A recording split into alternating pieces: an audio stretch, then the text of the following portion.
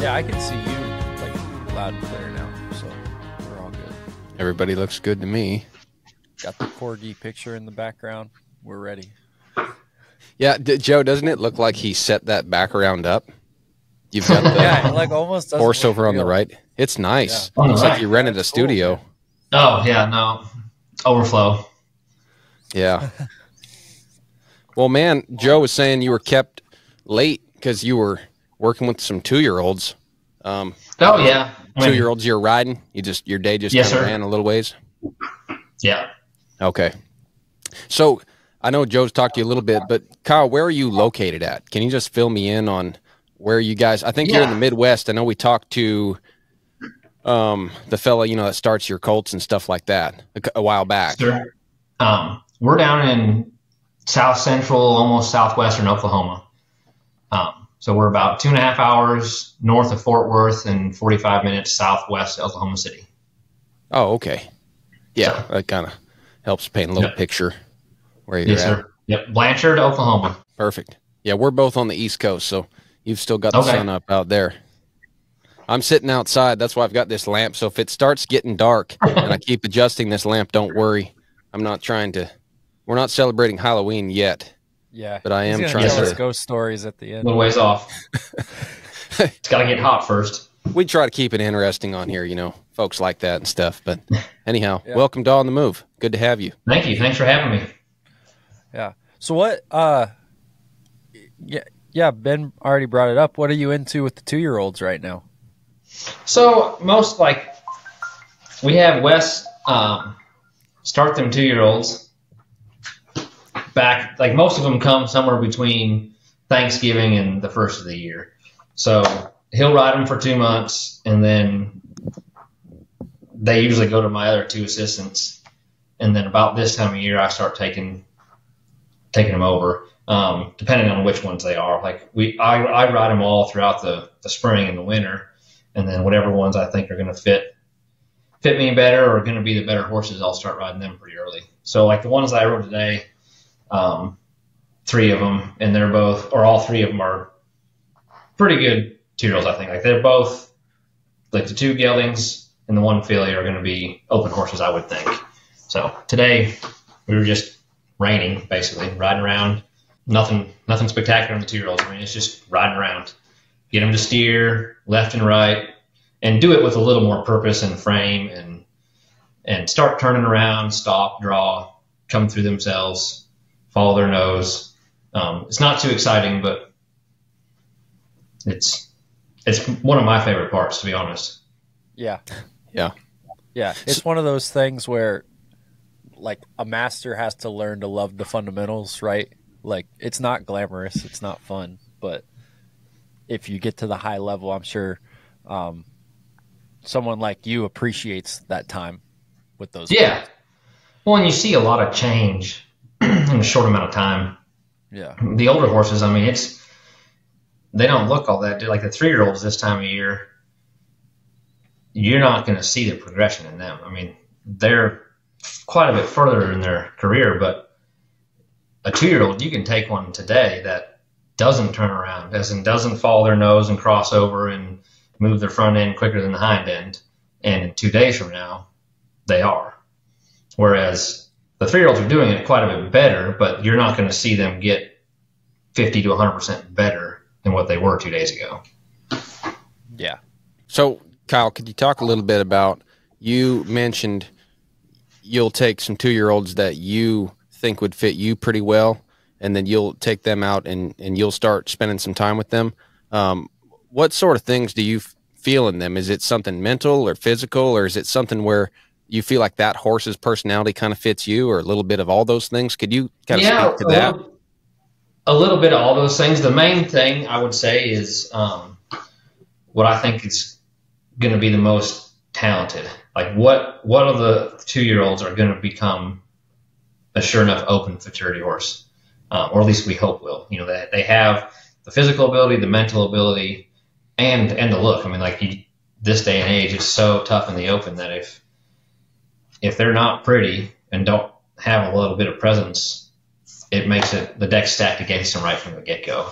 So it's kind of got to have all three. And it's not that the other ones, I don't ride them either, but I'll have the assistants ride them longer. Like I'll start riding them when they get 3.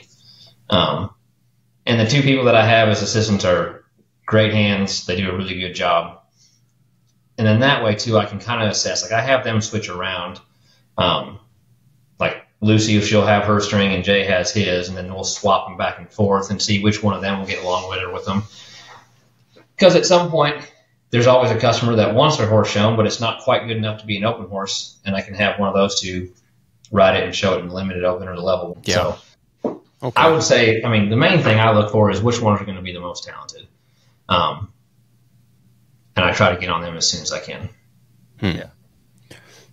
Does that mean you spend time just kind of like watching your assistants work the horses, or are you just out there already because you're, working? Yeah, I mean, I'm out there already, and sometimes they don't know it, or they don't think they think they're not noticing it, but I watch most all the time. Like just out of the corner of my eye, I can see what's going on.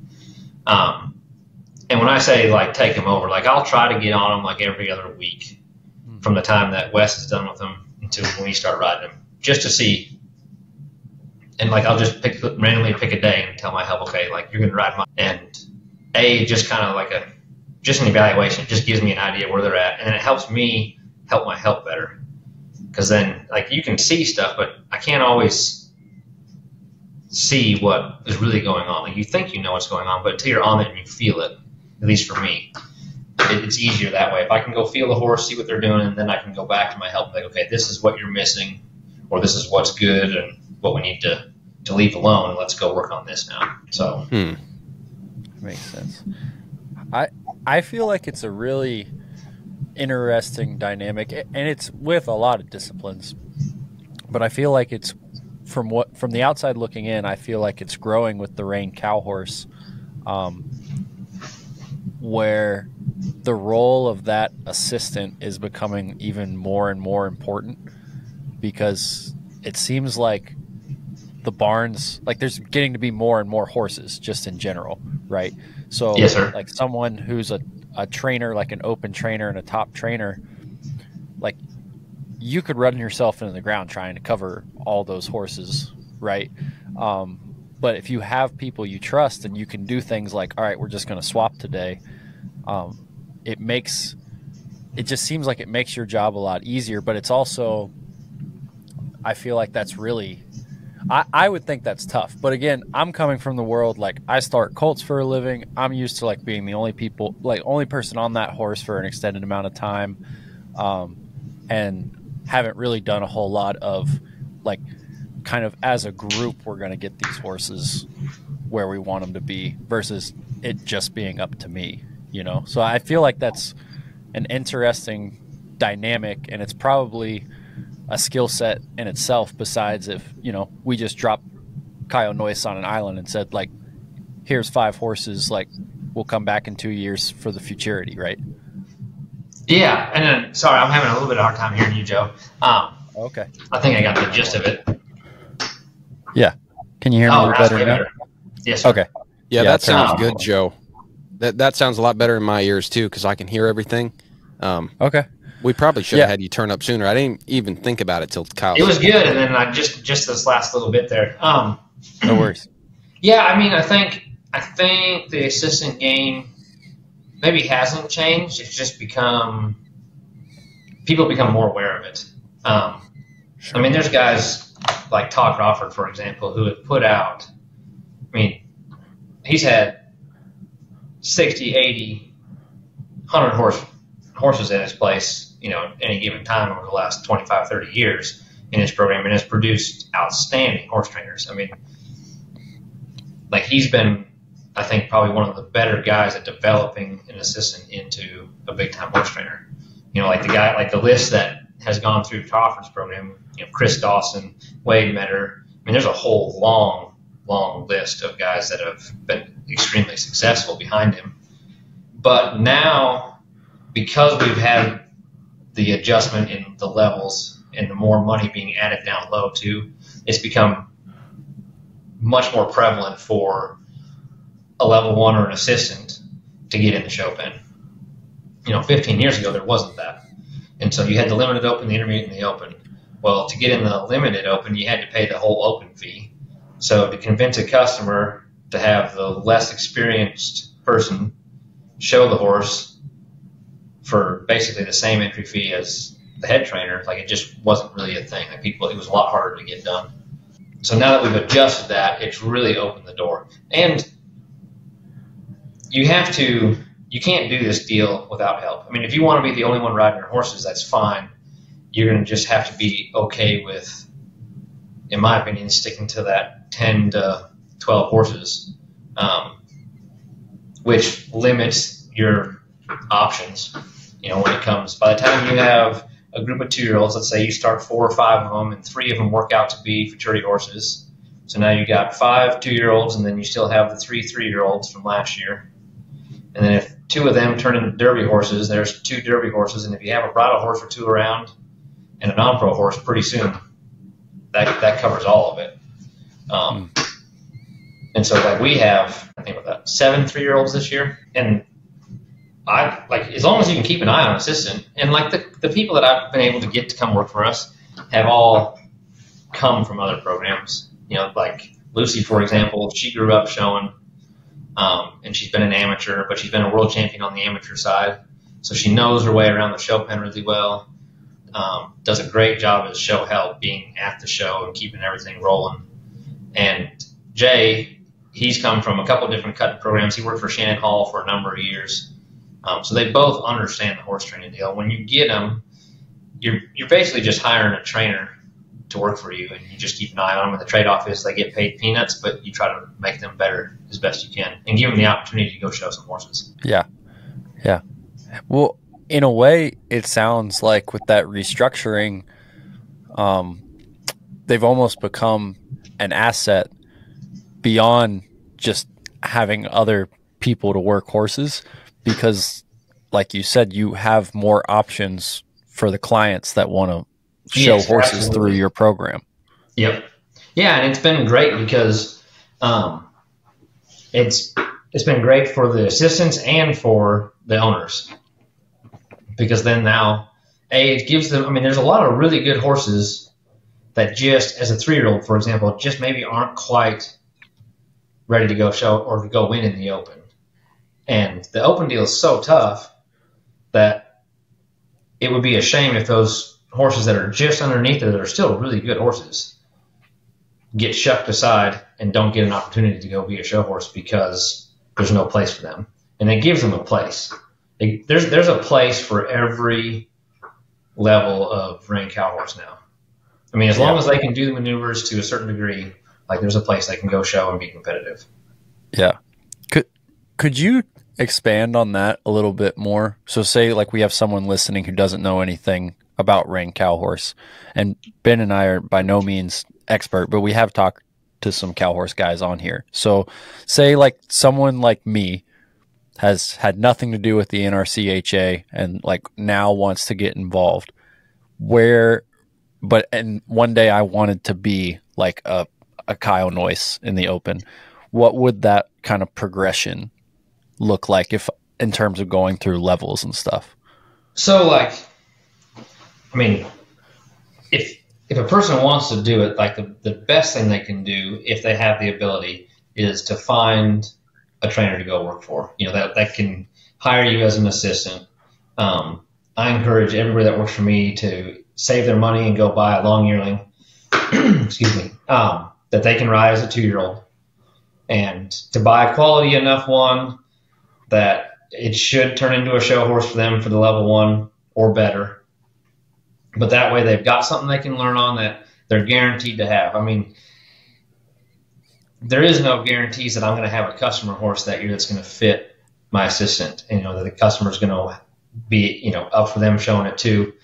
We try to keep them around, but it doesn't always work that way. So it guarantees them something, but then it also gives them a horse that they can learn on where there's no pressure because it's theirs, and they don't have to worry about dealing with an owner. And if somebody wants to own it and it's a good enough horse, it's a way for them to make a lot of extra money. But I would, get a 2-year-old, work for somebody that's a, quality program, whether it's a great big program like Chris Dawson's or ours, which is probably, I would call it, competitive-wise, we're definitely right up there with everybody else, but size-wise, we're middle of the road. I mean, we keep 25 to 28 customer horses around, and that's about it. Whereas Dawson has got, give or take, 75. But just find somebody that's been around the business for a while, been in it, go work for them. And then as far as showing goes, like the level 1 limited open is where you'll start. And you can start at a regional level, which I would say is the best place to go. There's some guys that their first time they go show, they show up at the Snappabit Fraternity or World's Greatest and enter. And I mean, not that you can't do that, but I think you'll get way more experience and better experience going to a regional show, something that's smaller. It's got, say, 30 to 40 horses in the open fraternity versus 300. Because it won't be as competitive. You won't be starstruck by all the big names and all the stuff that goes on at those major events. And it's a lot cheaper. I mean, it's expensive to enter the open, whether it's the level 1 limited open or the straight open at a major event. Mm-hmm. And then you just keep going. Like, you're going to lose in this deal way more than you ever win. Like, there's only one winner every year at the fraternity, and there's usually 300 plus horses entered. So you just got to be willing to keep going back. Instead of, like, when it goes bad, because it will at some point, whether it's your first time or the third time, it's not going to go good. Instead of getting discouraged, just look at what didn't go the way you wanted it to, and, okay, why, and how do we fix it, and go back and work on it. So if a guy did go and want to enter let's say the world's greatest horseman without going through the prior shows at a lower level, does he not need any other qualifications to enter that? Nope, you don't need any qualifications. You just write your check. Man, that's wild. Yeah, it doesn't seem like there would be many success stories from people doing that. I don't think there's one. There's some, I would say there's some, what's the right way to put it, that have created a success story doing that. I've got a buddy that did just that. I met him because he did that.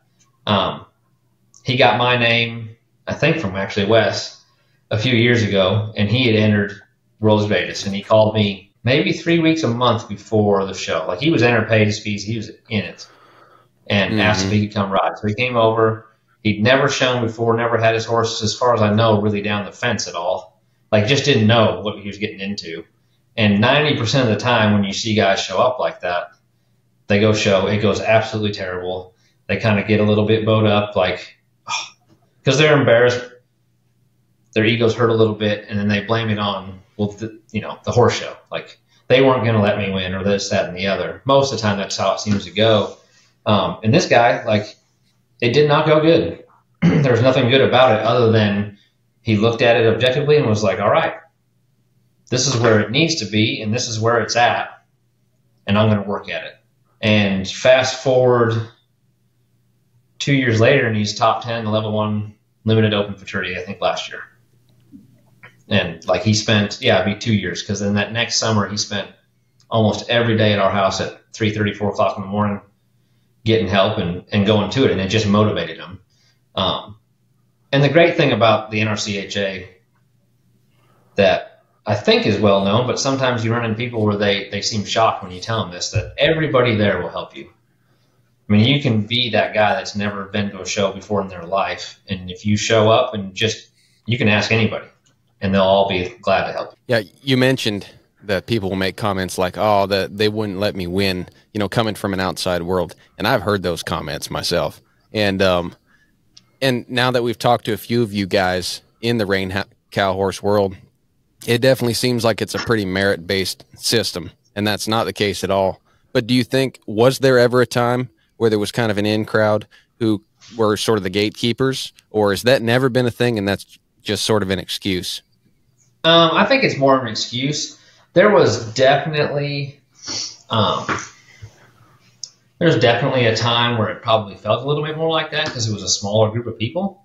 And so the one thing about the rein cow horse, or any of the performance horse, like the main three, I guess, would be like the reining, the cutting, and the cow horse, is if you're really good at what you do, you are more apt to get the really, really good horses.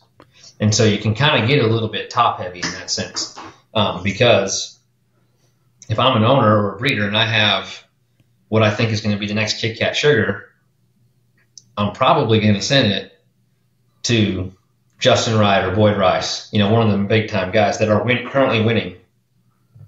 And so the really good horses kind of get stacked in that top 10% of riders, which makes it a little bit harder for the other ones. And so there's been times in the past where I think people could look at it and be like, man, like that, Corey Cushing always wins. Well, Corey's really good at showing a horse, and because he's good at showing a horse, he gets a lot of really good horses. I myself judge, not a ton, but a fair amount, and I can speak from experience with judging with other people. Like, there's nobody, at least this day, in the last 15 years, that wants to get it right more than the judges. And I don't mean they want to make sure the best horse there wins, regardless of how they're bred and who's riding it. But most of the time, as a judge, like, you'll watch enough horses in a day, you don't even remember who was riding which. Like, there might be one that's really, really, really rough that'll stand out, and then maybe there'll be one that's just outstanding that you'll remember from the day. But, I mean, I judged a regional show in McCook, Nebraska last weekend, and there was one day that was not the longest day, but I know there was 179 reining runs and 63 herd work or cutting runs, and I'm the only judge, so I watched every single horse, every step of every run. And you're not going to remember who's riding what. It just doesn't happen. Like, if you focus on the run, and then you got to go right to the next one. So that, plus the added variable of a cow in 2 of the 3 events, is really, really hard, almost impossible to help your buddy, or cheat somebody through, if that makes sense. Yeah. Yeah. No, that makes sense. Absolutely. I mean, success compounds. That's sort of like the rich get richer in that sense. Yeah. But and I mean, I like what you're saying, how, at some point you just have to invest. And it sounds like that's what you're telling the young people with you to do. Yes. Is go ahead, invest, buy a 2-year-old, start somewhere. And then the more success you have, the more it compounds. And you're in that business. There's other people making those comments. They're not in that business. They're not in that circle. So no, and they're not like, and I've heard them in the past too. And it's usually guys that have never, or women too, but have never been in a performance-based horsemanship type situation. Like, it's usually like they are more using horses, or just, and there's nothing wrong with it. It's a good thing to have, but just the more horsemanship side of it, if that makes sense, where they're not going to town to take a test at a horse show, or try to complete this set of maneuvers to this standard. The people that come from like other disciplines where it's performance based, like the reining, the cutting, dressage, eventing, like they seem to get it like really good. And I think a lot of it has to do with a lot of people, and everybody that's in the horse business got into it because they love horses. If they didn't, then they shouldn't be in it. But if you have somebody that's, whatever knowledge they have found on the internet, through the books, through the videos, they've worked their butt off, but they've never been in a performance-based situation, but they love their horse, they're really proud of it, and then they come to town, and unfortunately, like, there's a set standard, and the judge has to sit there, and it could be a great horse. It could be a horse that you want to go track one down in a wheat pasture well before you take my open bridle horse and do it. But it doesn't do the maneuvers for that exact test that day very well, and then they get marked to 60 and get knocked down, and they feel a little offended, and I think that's part of it. Nowadays, with all the information that we have on the internet, on your phone, like right here in the palm of your hand, there's so many good forums out there to get the information on how to teach your horse to do those things, how to show a horse how to get better. I mean, I subscribe to like 3 or 4 different ones, and they're all my buddies, most of them that are on there doing videos, and I watch them, call them, like, hey, what did you mean by this? just to try to advance yourself. And I think that's one thing that seems to have, me and Wes have talked about this a fair amount, that have kind of hindered some of the guys that he's been around, is they kind of, like, they get a little tunnel vision, I guess I call it, to like, this is how it's supposed to be. And like for me, like I'm not sold on any one given thing. I will try anything. I mean, obviously there's a line I'm not going to cross that as far as being hard on a horse, but I'll try. If you tell me I got to stand on my right pinky toe and pick up my left thumb while smooching, and that's going to help my horse stop better, I'm probably going to try it and see. And you pick and choose. But I think to me, that seems to be the biggest dilemma for people, is having the courage to go into that arena, be told by a judge on that scorecard that it was not good, and not be offended or by it and don't take it personally. If that makes sense. Because it's not a personal thing. I marked a whole lot of 60s last week and zeros. And I wouldn't even recognize the people that I judged. Because it's not what it's about. It's about that horse at that exact time. Yeah. Yeah, that makes sense. We visited about you judging, I think before you went to that show. Yes, sir. Yeah, and it was cool to kind of, it was cool to hear you kind of give that spiel about how it is an impartial thing. Like it kind of has to be, especially with the volume you're talking about. Like, holy crap! Like there's probably card sharks in Vegas that can't keep track of like that many numbers and that, like, trying to cheat people, right? Like, my fiance, she's a small R judge. She has her hunter judging license through the United States Hunter Jumper Association, and I remember her when she started making very similar comments about, like, I'd grown up. This was her talking. She said she'd grown up all her life showing, and until she went to the judges school and sat with people and finally got that license, she didn't realize how cut and dry it really was. Mm-hmm. It was like, it's just like the score's the score. And there's really not any wiggle room, because it's very, at least in their rubric, it's very clear. Like, if the horse does this, you score this. If they do this, you score this. If it looks like that. And it just, it could get to the point where, like, maybe there's an AI judge one day, because it is like formulaic in a way. You know what I mean? Yes. So that I see where you're coming from, though, because gosh, to go from having never been judged, right?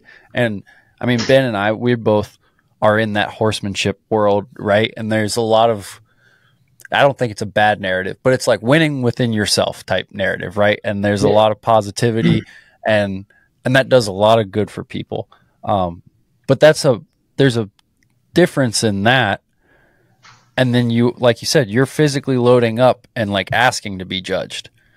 And you can either look at it as, I don't know. The only healthy way I can think to compare it to is like running or like golf or something, where it's just like you're trying to beat yourself every time, right? Like you from 2 weeks ago. Like, that's how you have to view it to have a healthy attitude about it. Because if you get wrapped up in, like, this is everyone else here that I don't know making a comment on me by putting me on that score sheet that way. Right. Like, it's just, gosh, you could spiral quick if you saw it through that lens. Yeah, absolutely. And there's some guys that, I mean, obviously that get that way. And like, the biggest thing I tell people that work for me, or anybody that I'm trying that, we're helping to ride with, like, at the end of the day, like, we get up and ride horses for a living. So that's what matters. And what those 5 guys, or one guy, or however many are judging, what their opinion is that day at that time doesn't make a bit of difference. And it's not about, if we're at a show, it's not about me beating Ben or Joe.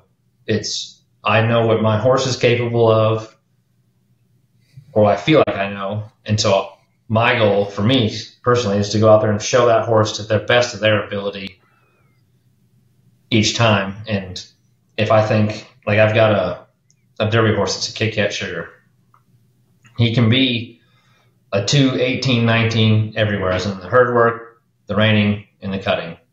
And I know you very, very rarely do you get shown clean everywhere. So, like, my goal is to average about a 217, 217 and a half. And I don't care. I mean, if that makes me last place, that's fine. It won't, but I don't care what everybody else says. I don't care that you're a 220 everywhere. Like, if I can go be my 217, I know we're going to make the finals, and I know I did my job. And even if I don't make the finals, yeah, you're a little disappointed, but you still did your job. You still showed your horse the best of their ability. And you can't wrap yourself up with trying to beat so-and-so, or I got to beat this score to beat this guy to make sure I get into the finals. That's just, I think people start to force it then. You start to try to make things happen, and then it usually goes backwards. Yeah. So did you grow up showing? Nope. No. I grew up a little bit north and mostly east of West, in the very tip of Minnesota there. Just kind of a town kid, and always wanted to be involved with horses from my earliest memory. And, I was probably 13 maybe. There's a ski resort up there that in the summertime they had a guy that ran a bunch of trail rides, just the old nose to tail. And I got a job working for him, helping with them. And that was basically my first experience with riding, and then helped out with him. He gave sleigh rides in the wintertime and helped with those, and saved some money and bought a horse when I was 15 or 16 and boarded at some folks' place outside of town, and just read every book I could get, and then went to school over on the border of North Dakota in Minnesota. And before I went there, I've been told about this guy, Joey Jorgensen, over there, and he was quite the horse trainer. I needed to find him, so I just marched over there and went in his barn and asked him for a job. So, and then one thing led to another, and I think I had the Western Horseman, Mike Kevel's Western Horseman colt starting book in one hand and a rope in the other, and figured it out along the way. Nice. So let me ask you, because I do want to hear more about your background, but like growing up, did you play sports or compete at all? Yes, sir. Yep. Okay. Main sport I played was baseball, and pretty competitive. I mean, in general, I'm pretty competitive. Yeah. Well, I feel like you have to be to be where you're at in your profession. There's some people that'll tell you that they're not that competitive, and they're bluffing. They're just a little bit competitive in a different way. But no, my main sport was playing baseball. Yeah. Okay, cool. So the reason I ask is we've gotten to interview a lot of people who have been very successful at a lot of different show disciplines and just be around them in general. And there are people in this world, like, for example, a guy we've had on here a couple times is Nick Dowers. And yes, sir. You can tell by talking to Nick, if you just have a bit of a conversation with him and how he approaches things, there's probably a better name for it. But I feel like some people just have that like kill instinct, for lack of a better term. Like, good example, one of my best friends growing up, he was a big time golfer, got a full ride to Auburn for golf, and then played professionally for a while, got a tour card, all that stuff. And growing up, he wasn't always the best golfer. He wasn't even necessarily the best golfer in his own family, even though it drives him nuts when I say that. But he had that kill instinct. So it was like when things were on the line, like he got better when other people got worse.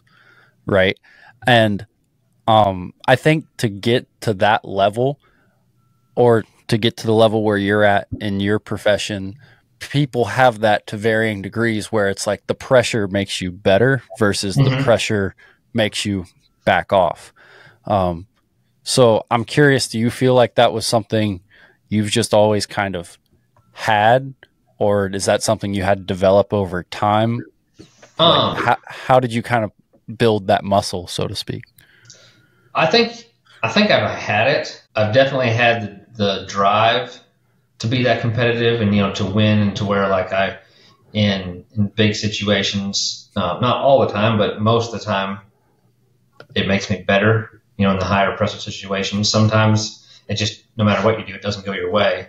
I think the biggest struggle for me, and I would venture to say for most folks, is the mental side of it, the mental preparation. Like, you've got your horse trained, you've done your job, whatever, like if you're playing baseball, you know how to throw the ball, you know how to pitch, you know how to hit your spots. But now all of a sudden you're in a great big game and it's yours to lose. And then guys get in their head. So I think the mental side of it is much more important than, say, just the motivation to win and the drive. Like being able to keep yourself from overanalyzing everything and like getting anxious or wound up or nervous, whatever you want to call it, and just go to your job. Like, yes, you're in the finals at the Snath Bit Fraternity in the herd work, but you're still going to go cut a cow the same way you cut that cow the last 2 years on that horse at the house. And that's the hardest part for people, I think.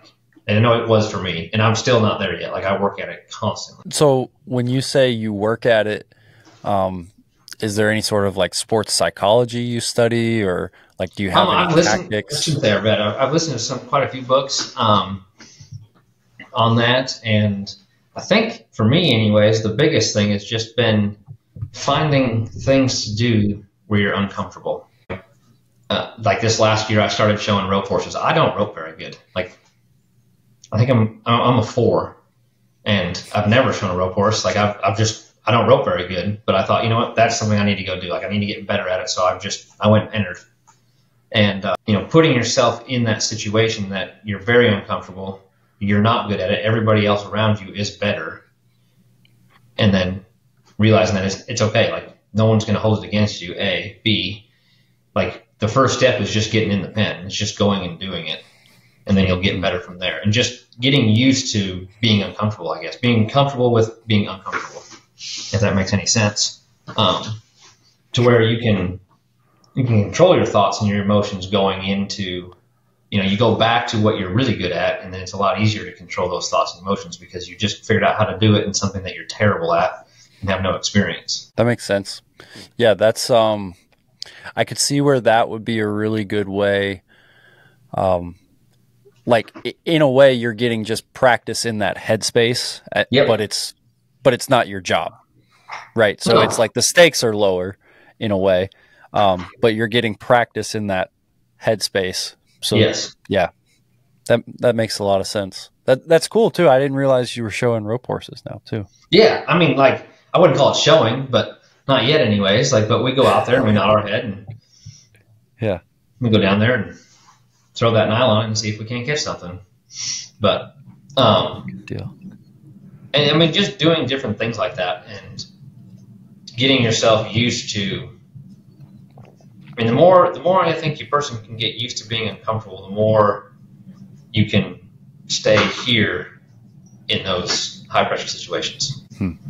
That's good advice. So, and it doesn't have to be horse related. I mean, it could be anything. It's just because it's not about the way you ride that horse or what you're doing with your horse. It's what you tell yourself in your head or what your mental preparation is to go do something. It could be anything, in my opinion. I mean, for me. So yeah, sure. Oh well, I mean, yeah.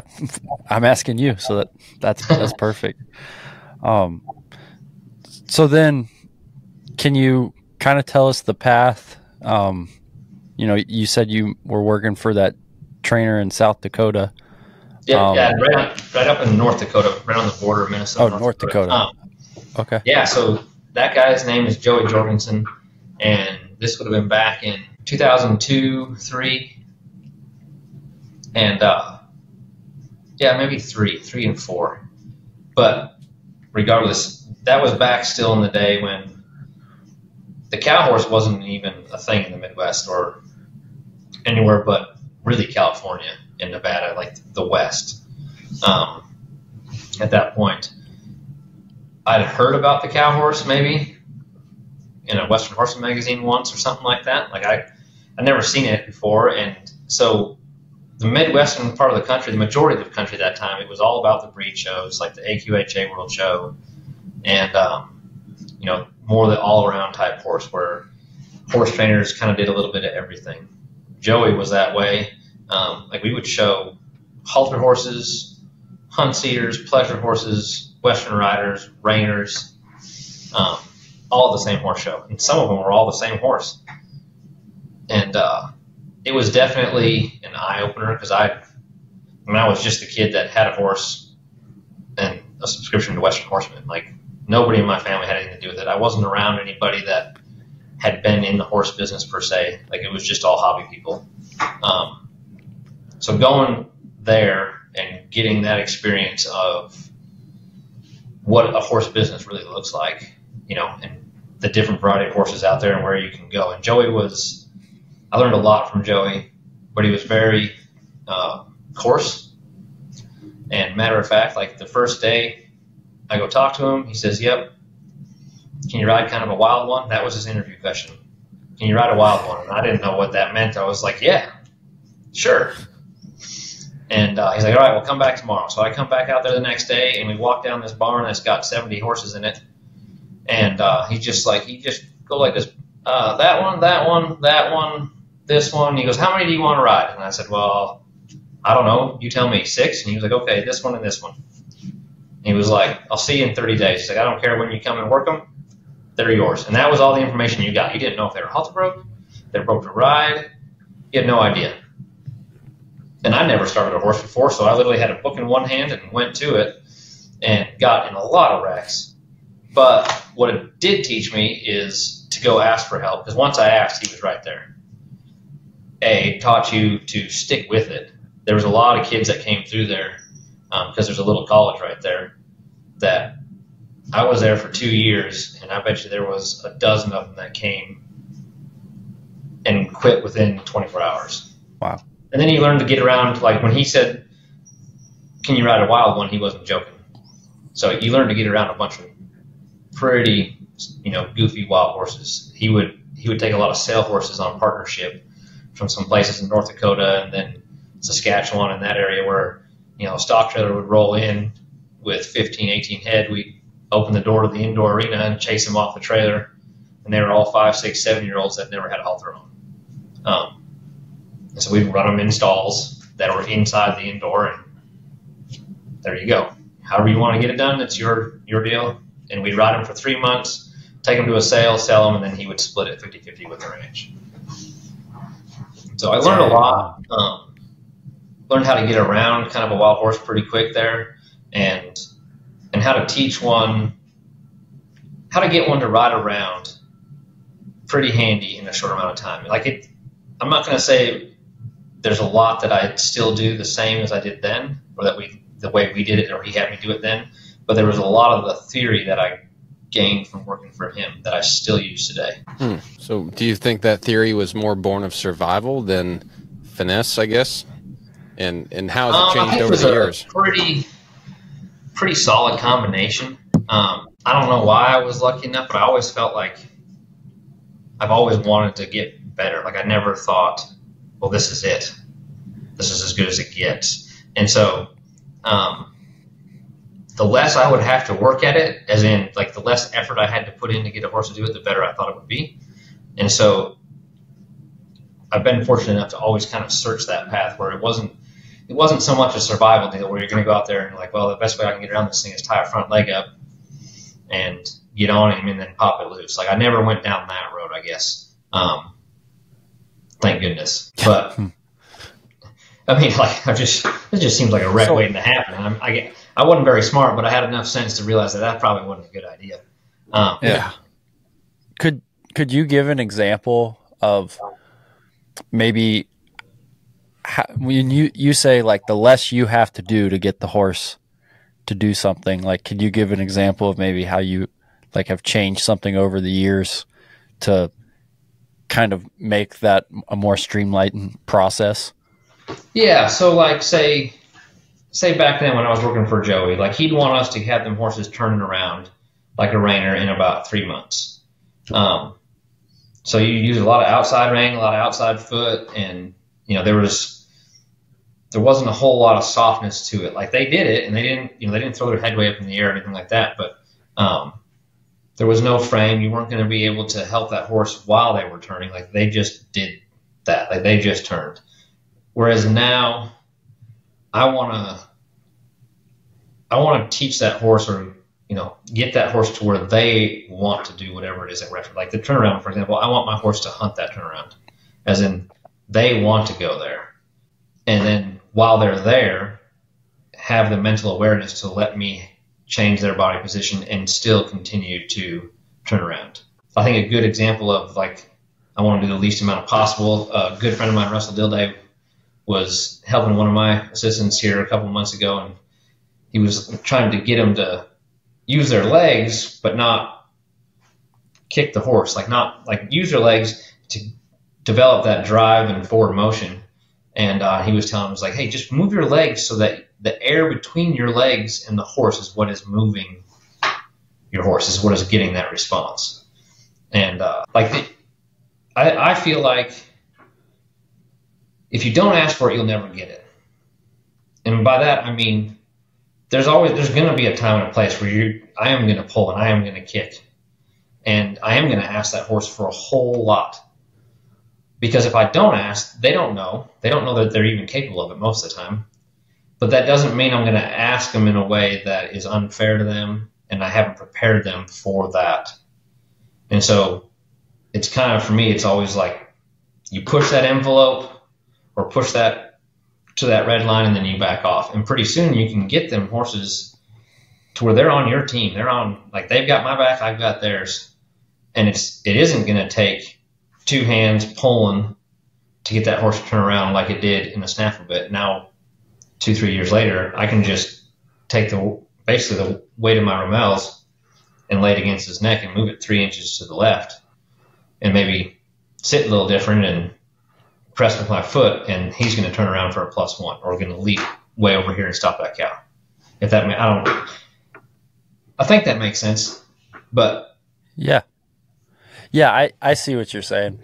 Well, I think so. I've never, I haven't been in that situation that you described, because that really does. That sounds like a trial by fire, man. It was, yeah.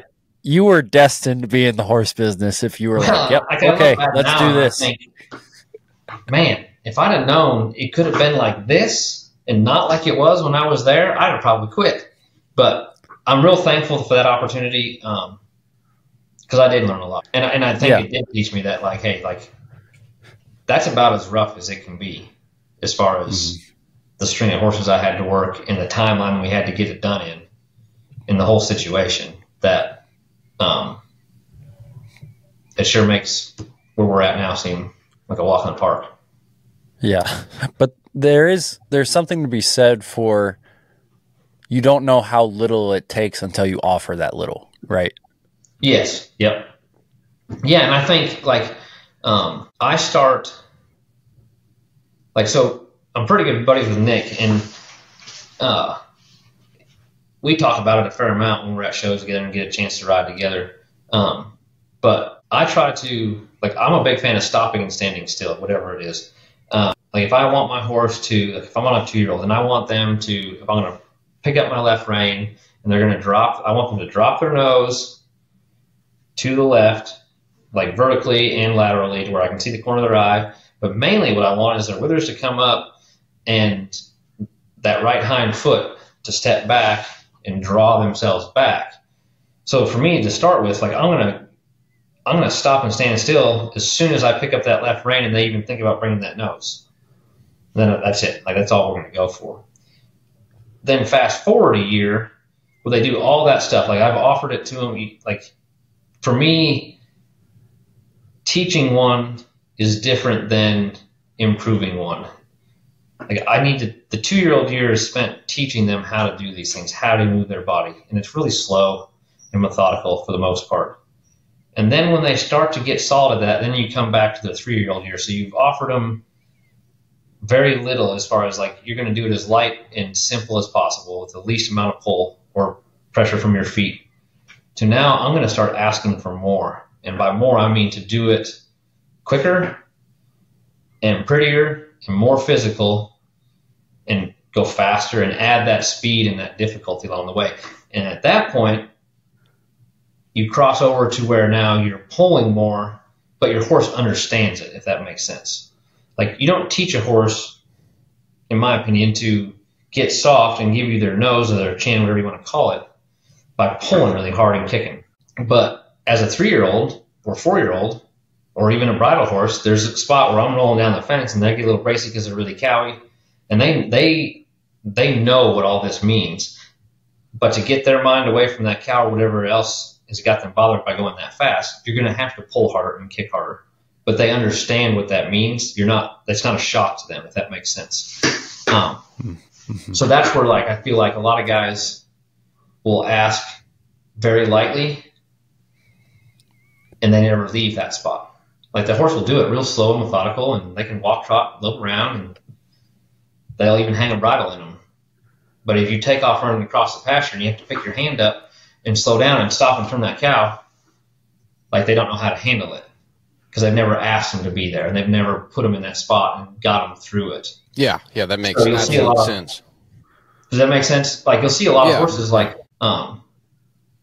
that just, if it's all planned out and it's a walk, trot, lope, cruise around, no variable of a cow, no variable of speed past just maybe a high lope, they're great. But as soon as you take off having to run and then pick your hand up and help that horse stop and get in the ground and come back and follow with nose, like, that brace comes out, that chin sticks out, their whole body freezes up because they're just not used to it and they've never been asked to do it. Yeah, that makes absolute sense. Like, you see that a lot in the horsemanship world, and we often call that defining it for the horse. Something simple like wanting your horse to back up a little faster. Someone might have their horse searching and they might have him soft and reaching for them. But unless they raise the rhythm of their body and then back it up by actually pulling and showing the horse what they meant, they'll never have their horse back up like somebody they want to be like. But they think they'll get there by just being soft and on time with their release. But they're not going beyond what they've been working on forever. I think that absolutely makes sense. You said, they think they're going to get there by being soft, and I've said this for years, and I tell non-pros and amateurs, anybody that comes for lessons, and people that work for me, the same thing. Like, the old myth or the old saying, I don't know if it's a myth or not, but the old saying of soft hands make soft horses, I think is a little crap. I think good timing makes soft and good horses. Because, for example, Todd Crawford, if you watch him ride, you'll see that guy's 6'3", big, tall, long, a lot of leverage, big fella. And I've watched him pull on a horse, and you would think, man, like, the way he's getting into that thing, I can't believe it didn't throw its head upside down and run off. And it never even, his timing is so immaculate that their lips are licking and they just get better and they get softer and more collected and more drive. And because if you do just lightly ask all the time, you're not going to get past that. You're not going to get to that next level. You're not going to get one to back up in a hurry. I mean, you can get them searching, like you said, but it has to mean something. Like, if I always just pick up my rein, just where the weight of the rein is, and they just give me a little and I turn it loose, give me a little and turn it loose, well, that's all they know. You never ask for more. Yeah. I mean, and I don't know that I'd totally throw out soft, but I'd definitely add in firm. And I know you know who Ray Hunt was, right? And Ray said, you do as much as is necessary, but as little as possible. And that kind of sums it up. It's like, of course you're going to start soft, but if you're really trying to get the performance out of that horse, you're going to have to show him what you're talking about. And it's not like you missed being fair. Then you have to be firm so that he knows that you're serious. You mean what you say, and you say what you mean. And that makes sense. And you hear people, Joe and I've talked about that ad nauseum. You know, you have lots of horse academics, but you have less horse practitioners. So everybody's written that in their book, but they're not necessarily practicing that day to day in the arena where they're remembering the firm part. Right. Yeah, and I think the firm part, like, I think the horse trainers, and when I say horse trainers, the guys that are doing what I do, you know, as far as the showing side of the business, can sometimes, like the outside person looking in, it can look worse than it is because they don't understand, like they just don't quite understand what they're asking for. And they'll see somebody getting into a horse and they're like, man, like they ride like that all the time. And that's not the case, but it's just the gap between putting it into practice and then reading it in the book is still fairly significant and misunderstood, if that makes. Oh, yeah. I mean, well, I just want to say real quick, Joe, like one thing I've seen, the hands that I really admire and want to be like, I've noticed that really early on with their colts, they weren't mean and they weren't heavy-handed, but they were extremely firm. It's like they were extremely honest about their intentions. And, you know, that's if you're lucky enough, you know, or if you're in a position where you're starting a colt and riding it all the way through, right? So they're riding the same horse up into the bridle. So they're extremely honest with their intentions with that horse. So as they're progressing, you know, their ride looks easier than yours, but you don't realize that that horse believes in them so much more because they weren't just fooling around back when they started him. They weren't just out there petting him and you know, just asking lightly for everything. Make it black they were and being white. light, but they were being firm. Yeah, so that young horse believed in them so much that as they move on, you might have to really pull on your horse, you know, Joe Blow down the street. But that guy that's really good, that horse already knows, like, no, when he starts asking for more, I got to hurry up. And I've seen that with guys, at least that I admire. You see them do a little less almost because they've been more clear with the horse in the beginning. Yeah, and I agree with that 100%. And like I tell people, like, make it black and white. Like, horses don't need gray area. Like, if you're hanging on them all the time, like, make it mean something. Like, if you pick up the slack out of your reins and your horse goes like this and sticks his neck down a little bit, but he's still leaning on your hands, like, that doesn't mean anything to him. Like, you have to make it mean something. And then in the same respect, you have to make it mean something. So you better get out of their way and give it back to them just as fast as you asked for it. To where if you make it black and white down the road, you don't have to do very much. It doesn't take much. Yeah. Yeah. So here's a question to kind of add on to that.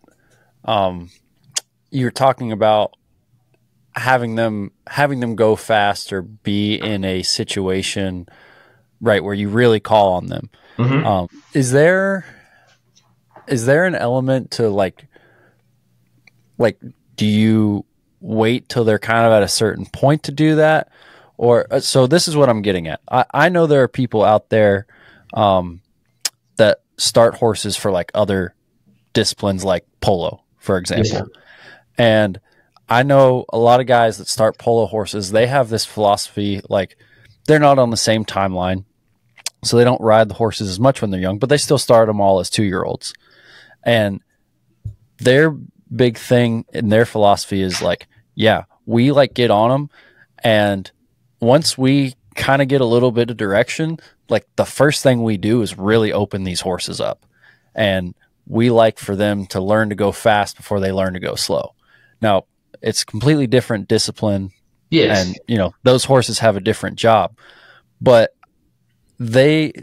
what they've told me is they feel like doing that where, you know, they'll take like a colt with 5 rides and go out in the pasture and hit them at a dead run and say like, hey, just so you know, this is something that like is perfectly okay for me to do on your back, right? Like this is going to be your life, right? And for those guys that are like, we don't, half the 2-year-olds, we don't even teach them to stop yet. Like we worry about that when they're 3 and they come back in after they've had the summer off or whatever. But again, different deal. Not as important as working a cow to stop. But is there any kind of element to that in your training? Like, will you take 2-year-olds, you know, I'm sure you don't want to overexpose your horse, but like kind of take the intensity up a little early in kind of a controlled way to say, hey, just so you know, it's okay if we go this hard and fast. Yes, and like we ride out in the pasture quite a bit, just because we don't have a covered arena. So when we get rained out, we go to the pasture. I don't. There's a lot, like you'll see a lot of guys. I think you'll always hear people ask like, hey, like when are you gonna start? Like when do you start turning it up? When do you start, asking that horse for a bunch more to get ready, in their 3-year-old year to get ready for the maturities? And I don't really. I think there was a time where I used to do that, but we just kind of ride them at a slow and steady increase. And as soon as they steer around enough, so about the time Wes has been on them for a month, like Wes will start tracking cattle and like help turn back on them colts for us while we're working the other horses. But then, end of their 2-year-old year, as soon as I think like they're strong enough to handle going faster, like we'll just start tracking cattle around the pen, or we'll go out in the pasture and track one. And however fast they go, like give them a reason to go that way. I wouldn't say I would do like what you're saying with a polo horse where they're like just going out there and letting them run. But I would let them go out there and chase a cow as fast as that cow goes. So it gives them a reason that's not the monkey on the back sending them. I'm going to encourage them to keep up with it. But we just kind of just get a little better. There's definitely days where, like, you're going to start to ask them to stop a little bit more, like run a little faster, go to the ground a little bit softer. But for us, there's no big ramp up or, no big spot where I'm going to expose them a lot. I'm just going to go one step at a time and just keep clicking away. Like you push that limit on a daily basis, and then you back off, 2 steps forward, half step back. And then there's, I think that's really good. Like along what you're saying, like when I get them from Wes, like they're free. They're like they've all run around. Like their feet are freed up, their minds are freed up, and from there he makes my job really easy. Yeah. Well, to be clear for anyone listening, especially if you don't start colts normal, I don't recommend just like anyone go and do what I just described, right? That's a very specific horse breeding for a very specific job, right? But no, that makes sense. So it just kind of, when it happens for the first time, you're saying it's their decision, which kind of feels like it's like when they go fast or go track a cow and it's like, we're really moving here. It's like their decision, which kind of sounds like everything else you've been saying, like teaching them to turn around, like getting them to want to do it. Right. Yes. Yeah. I want to put them in, like, I want to set the situation up to where, yes, I'm the one that put him there or her, but it's really like they can take hold of it. Like the Reined cow horse is such a great discipline because, in my opinion, and I'm biased, obviously, they're the best horses on the western side of things in the world because they're trained enough to do the reining to where they're going to wait for you to dictate everything. And, they have the ability to run and stop and slide and be soft and be all these things. But at the same time, you've also developed them in such a way that they can run straight to a cow down the fence and think for themselves at a very high rate of speed, and then turn right around and go back over and draw back away from a cow and think for themselves and read that cow and make their own decisions with you in mind, hopefully, but all in the same day. But so yes, like I want to put them in that situation to teach them to do things, and I'm going to help guide them to, do it a correct way or what's going to be most efficient for, I think, or what I feel like is their style. But I would like to convince them that it's their idea and that they want to do it.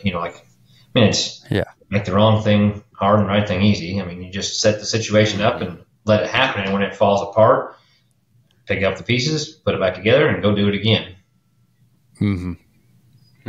So, go ahead, Ben. Go ahead. Well, if you have more about that, go ahead. No. I was gonna completely derail the conversation. Pivot? So if you got more to add, go for it. Well, I was going to kind of pivot too. Kyle, I wanted to ask you about kind of the business end of things and specifically how you are with organization. As somebody, myself personally, there's a lot of things I want to do. And And recently I just got married, and I found out that being a workaholic isn't something that I can do anymore. And it's kind of a neat realization, you know. But like today, I listened to an interview with the guy that founded BlackRock. He dropped out of the SEAL teams because his wife had cancer and started BlackRock on the side, you know. So you hear those stories and you're like, oh, okay. So you don't have to be a workaholic. You can accomplish a lot of things. And so when I talk to a guy like you, you know, we're talking about some of the other trainers. They'll have close to 80 head in the barn at a time. You're going to these shows. You're managing people. You're looking for new help. You're trying to help the people coming up under you. Like, I can't imagine how stressful that could be at times with all the moving parts. And then that's not even to talk about all the clients you have and talking to clients and finding clients and all that sort of stuff. So I'm curious, like, how much are you involved in all the planning? And like with clients, for instance, are you the one talking to your clients and finding them, or do you have someone helping you with that? And could you talk a little bit about different facets of your business regarding your involvement, like your time, and how you split that up and manage that effectively? Yeah, I mean, like right off the bat, I'll tell you that I am not that organized. Okay, that's a thing I try to get better at. But I'm pretty much it. Like, I talk to the customers. I make the plans for the most part as far as where we're going with the customers. Obviously, if they want to go, they want their horses to go to certain shows. But I've got, like, I do the billing all myself. I've got Lucy Lutz is her name, who's been working for us now since last October. I think she started the 1st of October, and she'd been, prior to coming to work for us, she'd been a customer. And so I'd known her for a few years, and she'd spent a winter here before. And she grew up in a horse show family and going to horse shows with basically her grandparents who were horse trainers. So she's been around the horse show as far as managing a barn and making sure customer horses are ready and all the things that need to happen at a horse show. So she's been a good addition there and really taken over kind of not necessarily planning the schedule, but planning the schedule at the show and taking care of things at the show. And she's starting to do some of the books too. So that's been a huge thing, big help. And like, she takes care of in the barn, hey, we need more shampoo, we need more fly spray, to where I don't have to worry about those things. I think, having, whether you have 25 horses or you have 80, you're gonna find a way or a reason. At least the guys that I'm around and the people that I'm around, you end up working a lot. I mean, you're just going to be in the barn. Whether there's always something to do. I mean, there's always something to do, especially if you own your own place. Like, whether you have a 30 horse program or an 80 horse program, I would venture to say most guys or girls are going to be out there in the summertime in this part of the world. You're going to be out there from 2 in the morning until 3 in the afternoon. Just the way it's going to work. And then when you go to horse shows, it's like double the work. But I try to start with, like, okay, we'll go for a month or two and get everything rode, no matter what, around the clock. And then we'll usually let a few things go, like, hey, we need this fence needs to get built, or this pen needs to get built, or this gate needs replaced. And then all of a sudden that'll build up, and then we'll stop for like 2 days. And everybody will pitch in and we'll go to projects, and then we come back. But for the most part, like, our day is designed, like, we get up, like tomorrow we're going to start at, I think my help's going to be here at 4, and I'm going to get out there at 3, and I'm going to drag the pen. It'll take me a half hour. Have the lights on, ready to go. I'll have a couple saddled. Everybody else will get there at 4. They'll saddle 3 or 4 more for me, and then they'll start on their string. And we'll have probably 10 of them worked anyways by the time 7 o'clock rolls around. And then we'll feed and then go back and work horses. And after the horses are done, and it's not always a good thing, but after the horses are done is when I deal with other stuff. Okay. Do you ever feel like you've hit a real hard spot where you had to kind of rethink your schedule, or you struggled with that? Or Yeah, I mean, Yes, I'm also married, and so that, there's been times where like, hey, you're working too much. And if it was up to me, like, I'm lucky. It's not work. It's just what I do. Yeah, yeah. And I would do it 24 hours a day if I could stay awake that much.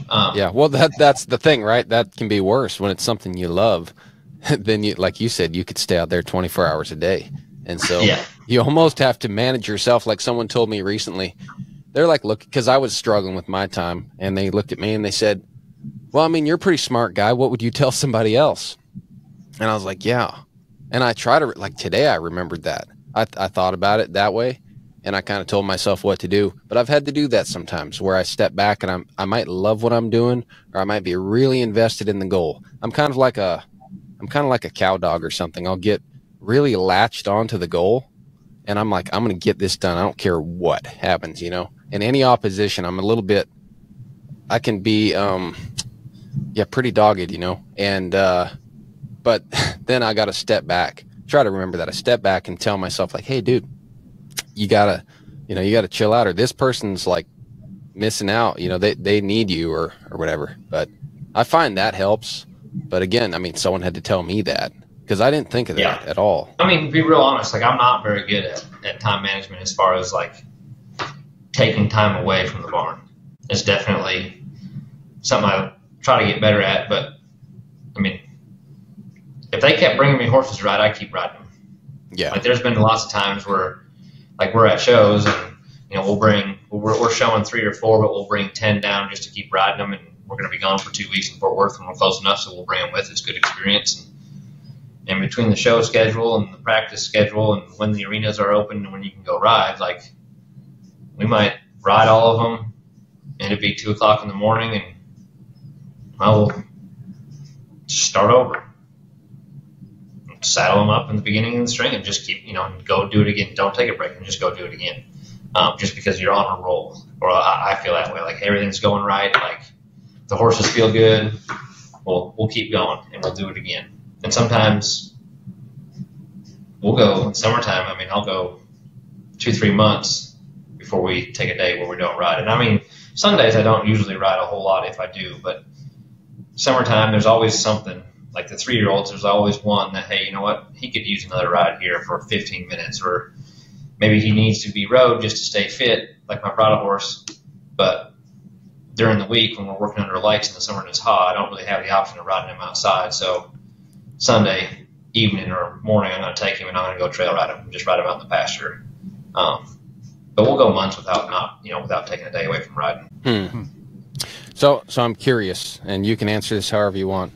But do you think that it is necessary for somebody, if they wanted to be in your position, or at least do well in the reined cow horse and have their own training business, do you think it's necessary for them to have the same, not necessarily the same work ethic, but the same like schedule? Like you need to just be, if you're up and you're awake, don't procrastinate, get out there. If the arena's open, ride. Does that kind of seem like that's across the board with the top riders, that they are like out there as much as possible? I think so, but I mean, with that said, there's definitely people that are way better at managing their time. I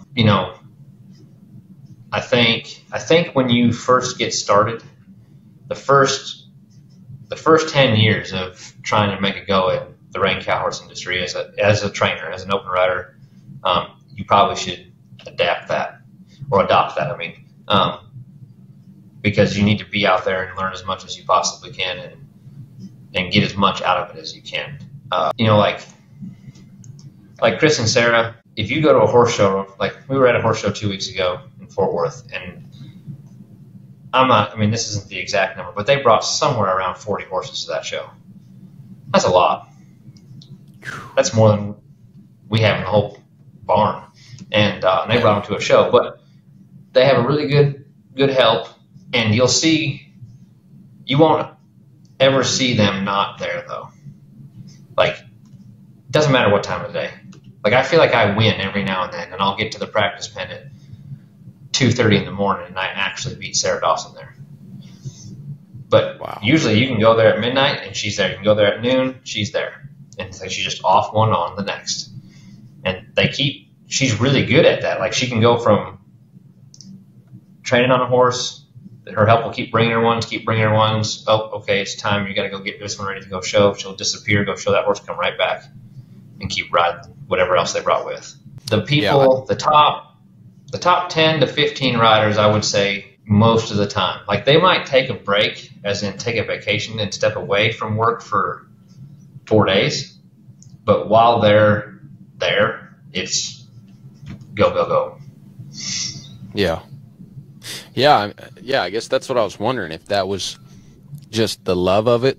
And it sounds like it is for you, for sure. But just the love of it, or if it's the necessity of the business. It's definitely a combination. Yeah. Because the way I've always looked at it, and talking to other guys, I think they feel the same. But, you know, if I know, for example, down the road 12 miles is Todd Crawford. And I know that every day of the week at 2 o'clock in the morning, he is working his horses. And I know Corey Cushing is working his horses. And I know Nick Dowers is getting up every day and working his horses. And so, like, that the competitive side of me, that plays into my head, like, man, I'm not working my horses today, but everybody else is. Yeah. And that's one more day that they have on me. And so the older I get, the better I feel like I do get at this, as far as being able to teach a horse to pick things up quicker and better. So I've relaxed on that theory just a little bit, where I can take a day here and there to do other projects and do things and not ride and not feel like I'm missing something. But everybody, I mean, it's competitive enough. Whether you're a non-pro or an open rider, everybody's working hard. Mm-hmm. And if you slack off, it doesn't mean, like, just because you think you need a vacation, that's great. You should take your vacation, but there's people that aren't going to. Yeah. And, you know, that's... Yeah. So can I be... No, that's not the right term for it. But I am curious, keeping that sort of schedule, or especially at the horse shows and stuff, I mean, like, what? Do you have, like, a dealer or something? Like, how do you, like, stay up that long and, like, keep going and not like, how do you not just completely burn yourself out, right? Like, clearly you love it, but at some point there must be some sort of way to kind of manage the physical toll that it's obviously taking to do that day in and day out.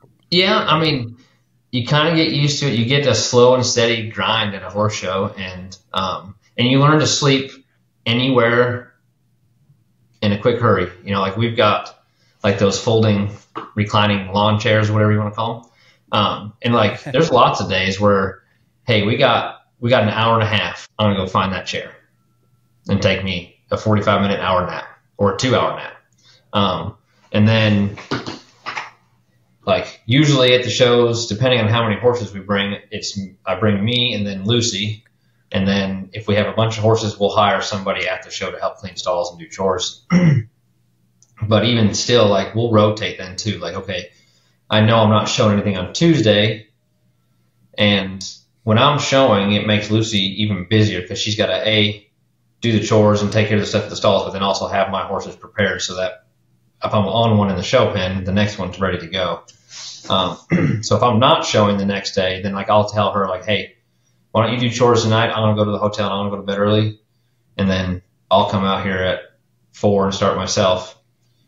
And when you get here, you know, don't come until 9. Like, split it up to where everybody can get, you know, whether it's every other day or every three days, you get yourself a solid 6-7 hours of sleep in a row, and try to make it to where you can just manage it, I guess, is the best way to put it. Yeah. But yeah, no, I mean that makes total sense. But you do, like, you're talking about these times, and I'm starting here and I'm riding this many horses, and we wrap up about this, and you can't help but do the math, and it's like, well, that's, the day is just gone. Like, when does this guy sleep anymore? You know?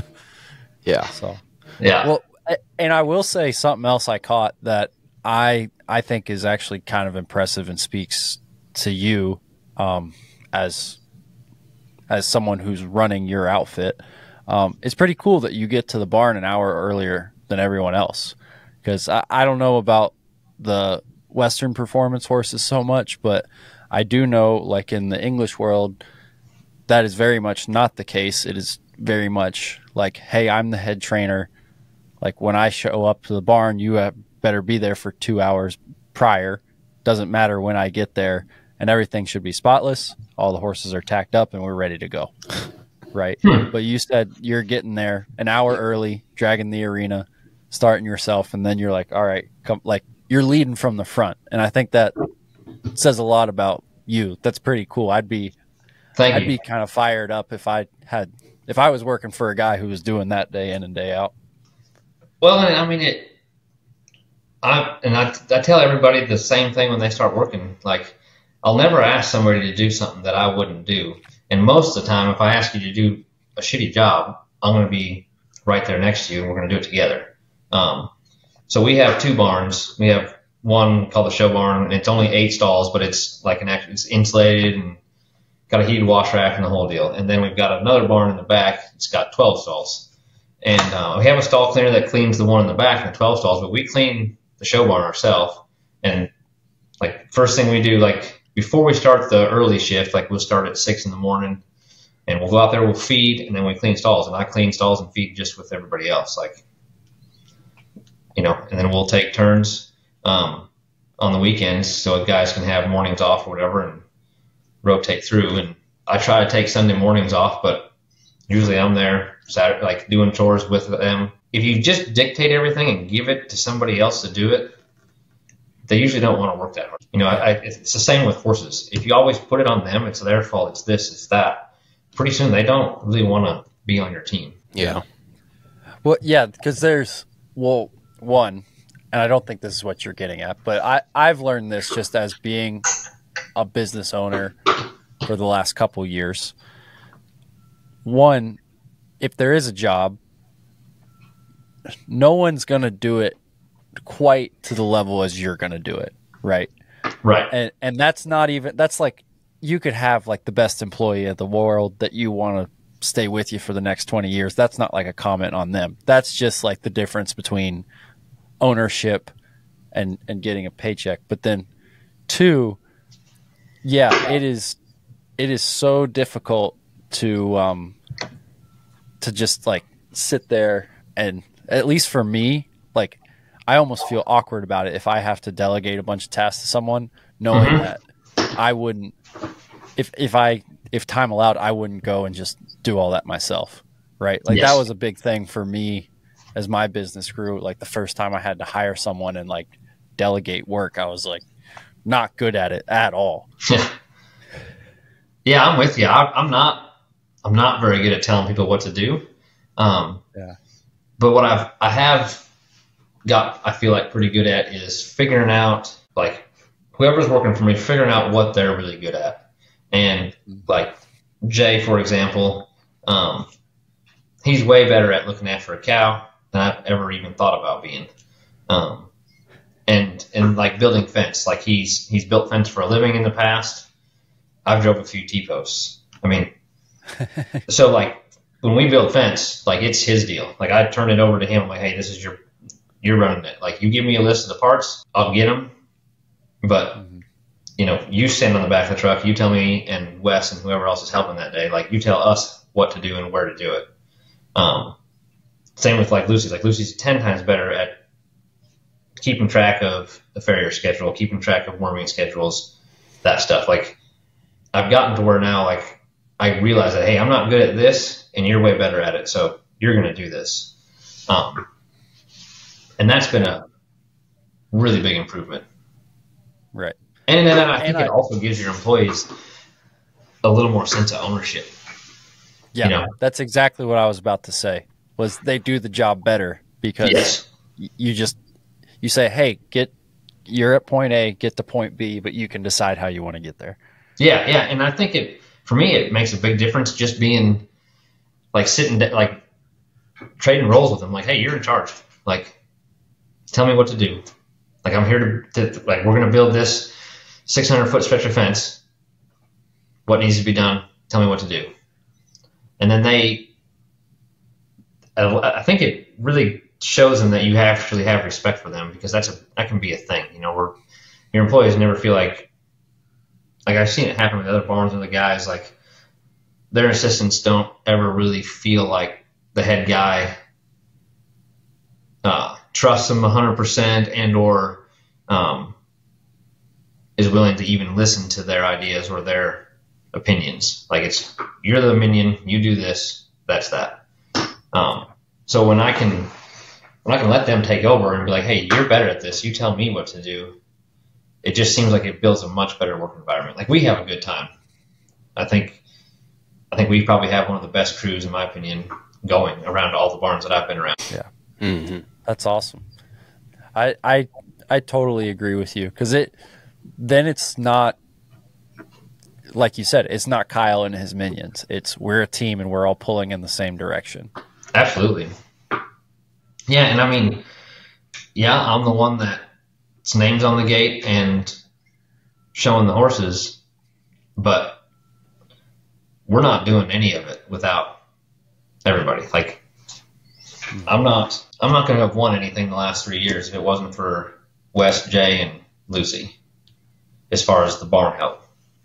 Like, you can't do it. Like, there's just too much to do, and you have to be able to have good help that is on the same page and has the ability and the drive. Yeah, makes sense.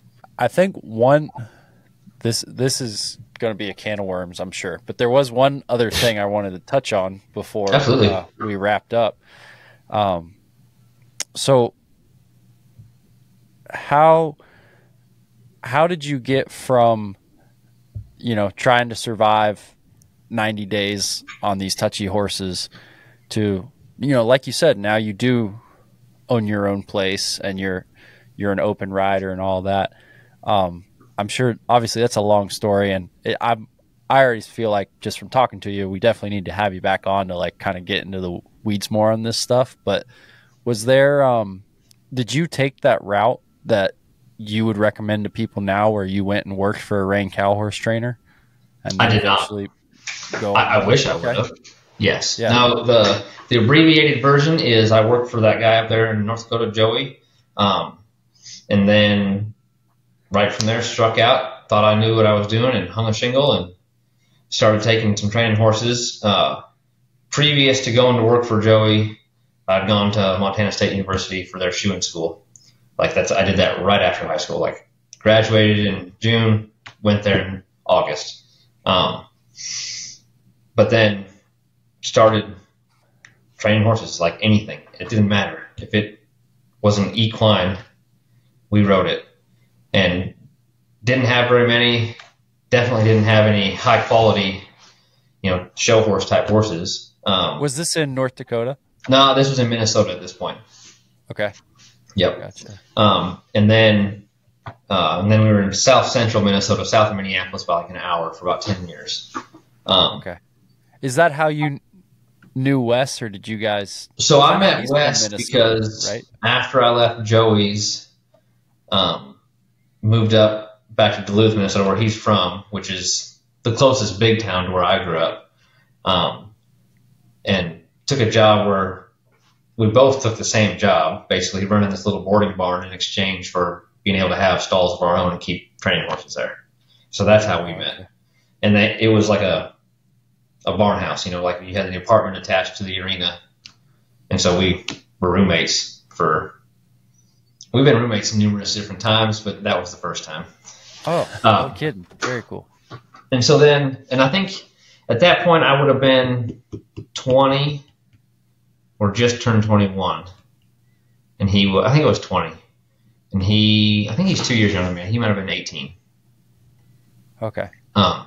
But then moved to southern Minnesota, and still mostly just riding colts, or I don't know if you call them problem horses, project horses. If somebody just wants their trail horse to be better at this, or not show horses, pretty much riding everything but show horses. And heard about the Reined cow horse. They had a little association up there that they had their first maturity, and I just happened to be available that day, so I went down and watched. I was like, this is what I got to do. And I don't really even remember any of the individual horses that were there. I'm sure they weren't that good. But it was enough to get me thinking that way and going down that road. And so ended up buying one myself and trying to make it work. And that would have been, at this point, we're probably 2006. And then ended up with a customer that had more of a rope horse type bred thing. I mean, this was a big old 16-hand Hancock bred gelding. And I didn't know what I was doing, but I rode him in a hackamore. I thought, well, I'm going to make him a hackamore horse. And took him and showed him in Colorado and won the limited open hackamore down there in, I think, 2007. And then just kept chipping away at it. In 2013, my wife and I moved from Minnesota to Oklahoma. And that's where I take a completely different path. And we kind of decided that, you know, we needed to make some changes. She was going back to school, so I quit riding pretty much completely and went just to shoeing horses and spent pretty much 2014 through 18. I never even swung a leg over one and just really never even took a complete hiatus from it and just shot every horse under the sun I could get to. And then slowly. There's a lot more to it in the story, but a guy I was shooting for down here turned out to be one of my best friends. I joke all the time, but it's true. Like where we're at now, as far as being back in the horse training business, is all Mike Keller's fault. I was shooting for him. I had one horse. The place we had basically a lean-to and a piece of dirt that I had tilled up. Like that was it. On 10 acres. Like we didn't have a place to train horses. And he had a customer that had bought a horse that was going to be a cow horse, and he just didn't have time for it. And he had talked to his customer before he even talked to me, and just basically told me one day, he's like, hey, you're going to take her and you're going to ride her. And that customer turned into the one that owns Jose or SJR Smooth Little Oak. Wow. Quite possibly that you just won on, right? Yeah, like it's not like it's a phenomenon to me. Like that horse has built everything we have as far as the business. Wow. Like if there's like all the old guys will tell you everybody has their one horse, so that's mine. He's been an outstanding individual, and like you can ask, since we've had him as a 3-year-old, somebody can say the same thing every year. Well, you've just won on him because he just continuously shows up. Every time and wins almost every time. But to not keep making it longer and longer story, we shot horses for a while, and then we bought some land, built a place, and I was doing both for a while and really didn't do much of any like advertising or anything like that. Like just the phone started ringing. I mean, again, because of Jose, because of that gelding, we would win. People would call. Okay, well, I'll take your horse. Okay, would you mind doing a clinic? Yep, go do a clinic. And then you get 1 or 2 people from that clinic 3-4 months later to call you up like, hey, I've got a horse. We'd like you to ride it. And it got to the point where like I was still shoeing all Crawford, like Todd Crawford's horses and still trying to ride mine. And like it just got to be too busy. And couldn't do both. And that was 2 years ago. And now I'm to the point where I don't even shoe my own anymore. That was my next question. Yeah. Yeah. I mean, if I have to trim one, I will, but. Yeah. Yeah. So. That's quite a success story. So far, at least. Sounds great. So one question, why did you originally go to Oklahoma? Was that to shoe horses? No. So, my wife is from Florida, but she went to school here at Oklahoma State. And then after she graduated from school, she went to work for the NRCHA. Because at the time, their office now is in Pilot Point, Texas, but at the time it was in Oklahoma. And then we met, and I moved her to Minnesota. And I don't know if you know many people from Florida, but if you move a Florida girl from the beach to the tundra, it usually doesn't go very good. Yeah. No, she was great about it. No, it was her that pushed the decision, and it was probably the best thing we ever did. I was probably too scared to do it on my own. So without her, we would have never been here. None of this would have ever happened. And not just for that decision, but there's a whole lot of things that without Candace, there's no way I'd be here. But she wanted to go back to school, and she'd been here. She'd been around the Reined cow horse for 6-7 years at that point. And just kept telling me, like, hey, look, like, everybody that's down there says, like, it took off when they got to Oklahoma in North Texas. So she went back to school, like enrolled back in school, and we moved down August 1st of 2013, which in hindsight, we would have been way better off moving down like January instead of going from Minnesota summer to Oklahoma summer. That was a little rough, but it's pretty hot. But I had a few training horses at the time and had some stalls leased down here, and then tried to pick up some shoeing as I could. And then probably by, I would say, the 15th of April in 2014, I had pretty much sent every training horse home and was busy working as an assistant or a helper shoeing horses, and then shoeing all the ones I could get on my own. Wow. Yeah, I guess that was pretty providential to marry a woman that worked for the NRCHA. Yeah, and I mean, she doesn't work for them anymore, and she hasn't for years. But it was good, and I mean, it really, moving to Oklahoma put us in the right spot, and I do think too, like, for me, like, everything happens for a reason, but I think I was at a spot at whatever I was, 28, 29 years old, where I was probably pretty arrogant and not really going about the horse riding and the training the way a person should. And I honestly believe that God was like, okay, you don't get that no more. I'll take that away from you for a while. And like, when I quit riding and showing and was just shoeing horses, like, for a while there, I felt like, I don't need that. I don't ever want to do it again. And as the years went by, leading up to getting a horse, I just bought a filly off a customer that I was shooting for as a yearling. I got that one and then rode it. And then pretty soon one thing led to another. And now, like, I had to lose it, I guess what I'm saying, to realize just how much I've A, missed it, B, loved it. And it changed my whole perspective on things. And so this, like, I always refer to it as the second time around. It's been way more successful. My horses have been way better.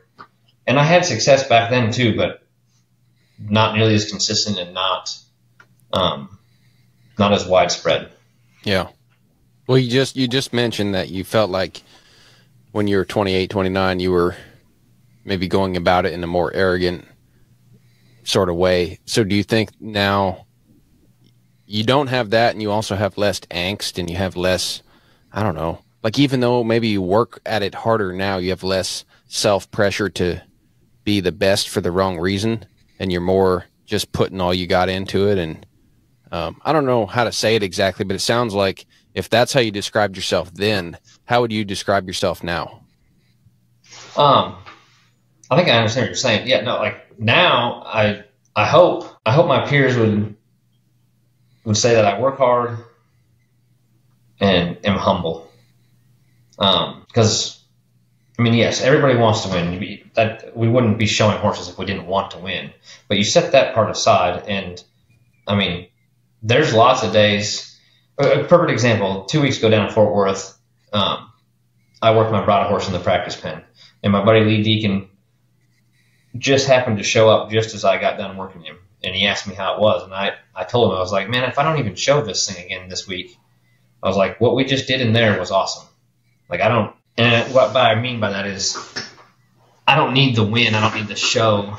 That's not the highlight of it. It's being on that horse and seeing, like, okay, look, I started this thing and now we're here, and this incredible athlete can do this, this, and this. And like Jose, that sucker trained himself.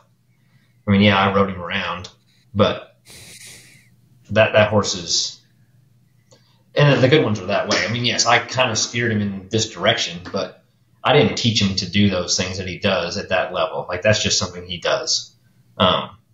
But that's the fun part. Like the fun part for me is seeing that like I just made the open finals at the Stallion Stakes, and that horse I started. It was before Wes moved down here. I started him. I'm the only one that's trained him. He made the finals at the Futurity. He made the finals at the Stallion Stakes. Every major he's been to, he's cut a check and made the finals. And like that, yes, it's winning, but it's the process that I'm proud of, and that's what's fun. It's not just what that scorecard says. Like I can go to a show and not win a check, which I did in Fort Worth last week or 2 weeks ago, and be perfectly happy with my horses and where things are at. Yeah, that makes sense. But, yeah, I hope I would be considered hardworking and humble. Yeah. And how, if I may ask, when you said you weren't going about it the right way before? Yeah, I'll be perfectly honest. Like all I cared about was winning. Yeah. And by that I mean like I didn't care about how I got there. I didn't enjoy the process day to day of riding those horses. All I cared about was the end result of what we did in town. And what is the best way to put it? I just basically didn't care. Didn't care about the horse the way you should care about the horse. I cared about the horse as in like, well, he's sore, but make him right so that I can go try to win. Not he's sore. What do we need to do to make him feel his best? And to make him feel his best, if we need to give him time off and turn him out for a year, then let's do it. I was probably everything that the horsemanship world sees bad about the horse trainer world. I see. Yeah. And then that just, I guess, maturity.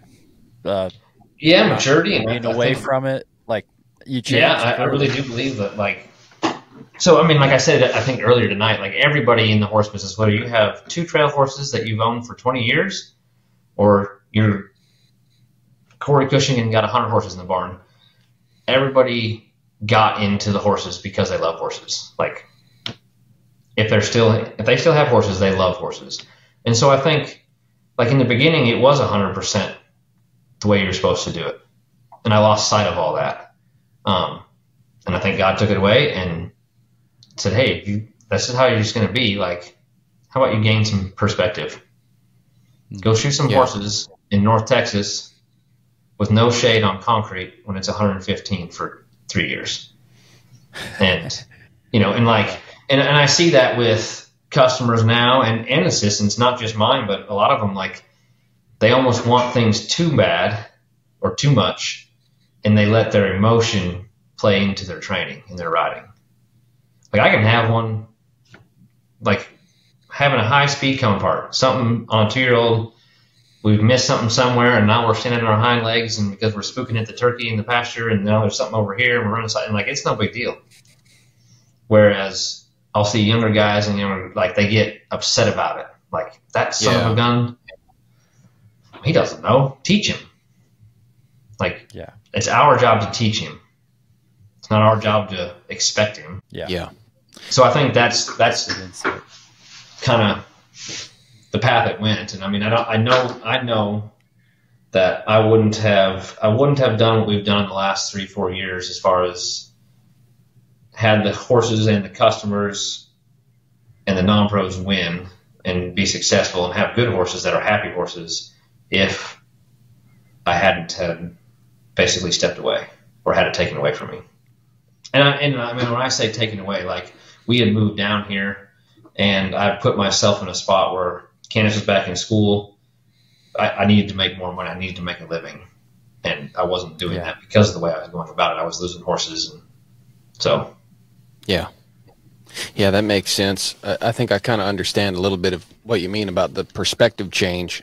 Joe and I just recorded our 100th episode the last episode we did. And we were talking about just how this podcast has helped us. And, we have by no means arrived at any great high, lofty spot in life yet. but this podcast, you know, and I was going to tell you, like, it's been great talking with you and learning from you on this podcast. Because it's been a gift to do these with so many other great hands as well, because we've had the chance to learn from their experiences, or at least hear their experiences. And that's, over the last 2 years, that's really adjusted Joe and I's perspective on a lot of things. And it's a godsend, you know.